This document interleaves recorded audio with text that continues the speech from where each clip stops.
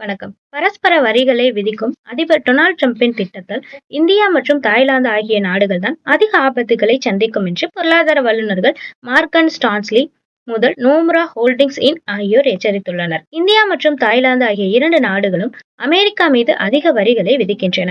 10 to 25% வரை பல பொருட்கள் மீது இரண்டு நாடுகளும் அமெரிக்கா மீது விதிக்கின்றன. இப்போது பரஸ்பர விதிகள் காரணமாக இதே அளவிலான விதிகளை இந்தியா தாய்லாந்து மீது அமெரிக்கா விதிக்கும். இப்போது 10%க்கும் கீழ்தான் இந்தியா தாய்லாந்து பொருட்கள் மீது அமெரிக்கா விதிக்கிறது. அமெரிக்க இறக்குமதிகளுக்கு இந்தியா விதிக்கும் சராசரி விகிதம் இந்திய பொருட்களுக்கு அமெரிக்கா விதிக்கும் வரியை விட 10% புள்ளிகளுக்கு அதிகமாகும். டிரம்பின் விதி காரணமாக இந்தியா தாய்லாந்து பொருட்கள் விற்பனை குறையும். இதனால் இப்போதுதான் ஏற்றுமதியில் வேகம் எடுக்கும் இரண்டு நாடுகளும் கடுமையான பாதிப்புகளை சந்திக்கும். நாங்கள் மற்ற நாடுகளை சமமாக நடத்த விரும்புகிறோம் என்று ட்ரம்ப் எச்சரித்துள்ளார். இறக்குமதி ஏற்றுமதி வரியில் ட்ரம்ப் கண்டிப்பானவர். இந்தியா இறக்குமதி வரியை குறைக்கவில்லை என்றால் ட்ரம்ப் வரியை ஏற்றுவார்.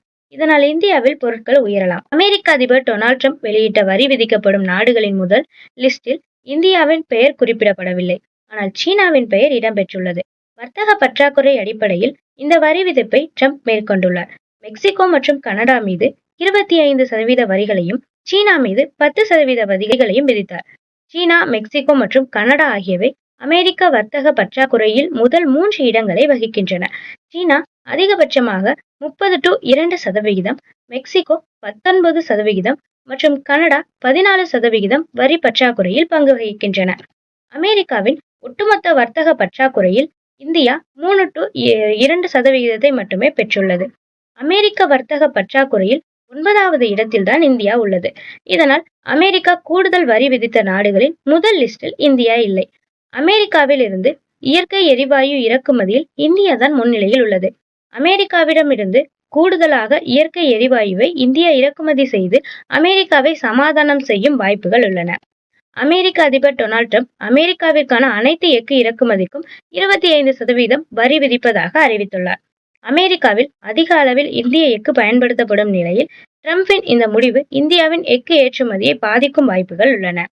அமெரிக்க வர்த்தகர்கள் வேறு நாட்டு எஃகு பொருட்களை வாங்கும் வாய்ப்புகளும் உள்ளன. சர்வதேச அரசியலில் இது மிகப்பெரிய பாதிப்பை ஏற்படுத்தும் என்று எதிர்பார்க்கப்படுகிறது. ட்ரம்பின் விதி காரணமாக இந்தியா தாய்லாந்து பொருட்கள் விற்பனை குறையும். இதனால் இப்போதுதான் ஏற்றுமதியில் வளர்ந்து வரும் இரண்டு நாடுகளும் கடுமையான பாதிப்புகளை சந்திக்கும். நன்றி.